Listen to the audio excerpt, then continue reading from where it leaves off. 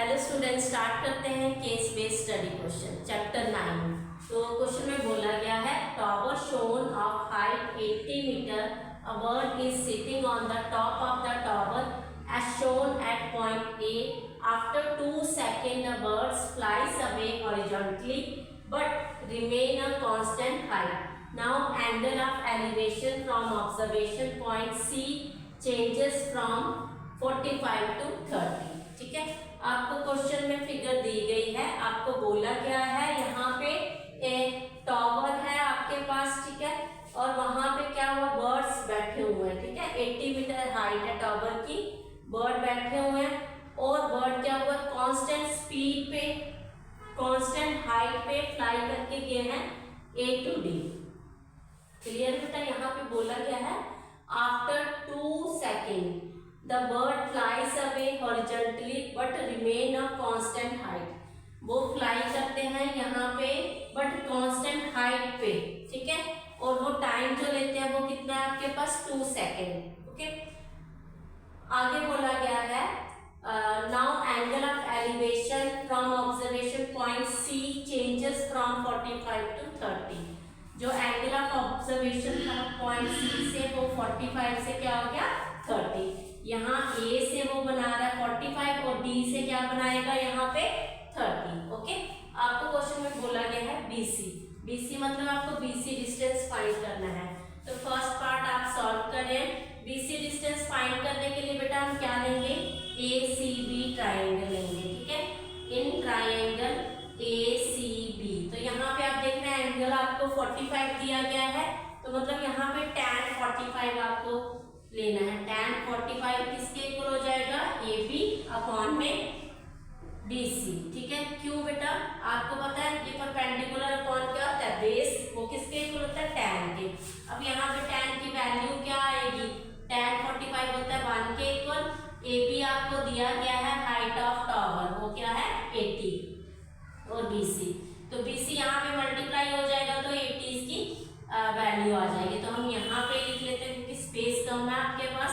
BC आ गया आपके पास 80। First part हो गया। सेकेंड पार्ट आपके पास CE आपको फाइंड करना है। अब आप देख रहे हैं CE जब आप फाइंड करेंगे तो आपके पास ट्राइंगल बनेगा DCE, तो आप ले लेंगे इन ट्राइंगल DCE। ओके बेटा, अगेन आपके पास tan 30 बन रहा है क्योंकि हमारे पास यही हाइट और ये बेस आ रही है इसकी, ठीक है, तो ये DE अपॉन में क्या आ जाएगा CE। अगर हम tan 30 की वैल्यू लेते हैं वो 1/√3 है। DE आपके पास कितना है 80 और CE आप क्या लेंगे CB प्लस BE, ठीक है, तो CB प्लस BE आपके पास ये आ जाएगा। क्लियर है बेटा। यहाँ पे अगर हम देखें CB की वैल्यू हमारे पास यहाँ से आगे CB BC एक ही चीज है, तो ये आ जाएगा 1/√3 इज इक्वल टू 80 अपॉन में CB है 80 प्लस BE आ गया आपके पास, ठीक है। क्रॉस मल्टीप्लाई कर लीजिए, यहाँ पे आ जाएगा ऊपर ये इस साइड और ये इस साइड, ये आ गया 80√3। अब आपकी यहाँ से BE की वैल्यू आ रही है, तो BE की वैल्यू फाइंड कर लीजिए। BE इज इक्वल टू आपके पास आ गया 80√3 और ये 80 चला गया इस साइड, ठीक है। अगर हम 80 कॉमन ले रहे हैं तो √3 - 1 रह जाएगा इन साइड। क्लियर है बेटा। BE की वैल्यू ये आ गई, बट हमें तो बोला गया है CE, तो हम क्या करेंगे अभी BE प्लस करेंगे CB जो आई हुई है वैल्यू, ठीक है। तो आप यहाँ पे इसको नोट कर लीजिए कि मैं फर्स्ट पार्ट इसका इरेज कर रही हूँ। यहाँ से हमारे पास वैल्यू आ गई थी, हमें चाहिए CE है हमारे पास 80 और √3 - 1, ठीक है, और यहाँ प्लस करेंगे आप BC कितना था 80, ठीक है, जो मैंने अभी इरेज किया। तो अगर हम इसको ओपन कर दें 80 √3 - 80 प्लस 80, तो बेटा ये कैंसिल हो गया, हमारे पास CE की वैल्यू आ गई 80√3, ठीक है। सेकेंड पार्ट सॉल्व हो गया आपका। चलिए अब आपको फाइंड करना है, find speed of the bird when it flies from point A to D। आपको स्पीड फाइंड करनी है बर्ड की जब वो A से D तक फ्लाई किया। ठीक है। तो इस पार्ट में आप स्पीड क्या करेंगे, लेट कर लेंगे, हमारे पास क्या है x, स्पीड क्या है यहाँ पे x। तो मैं ये बीच वाला पार्ट इरेज करें यहाँ से, तो यहाँ पे हमारे पास आ जाएगी स्पीड, हम लेट कर लेते हैं, लेट स्पीड जो है वो हमारे पास क्या है x है। अब आपके पास स्पीड होता क्या है एक्चुअल में, डिस्टेंस अपॉन में टाइम।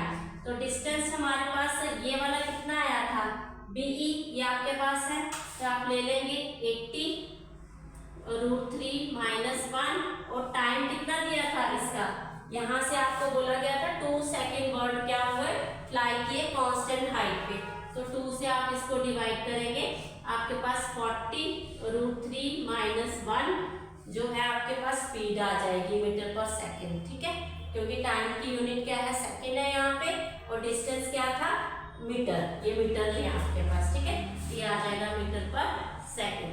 ओके बेटा, चलिए नेक्स्ट आपको सॉल्व करना है, यही क्वेश्चन है।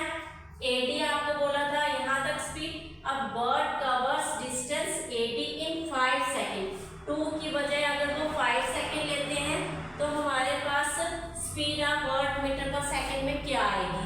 तो यही हमने जो 2 से डिवाइड किया, हम क्या करेंगे अब इसको 5 से डिवाइड। ठीक है, तो हमारे पास जो फोर्थ पार्ट है उसमें क्या आ जाएगा, पार्ट 4 में आ जाएगा हमारे पास speed is equal to distance upon time.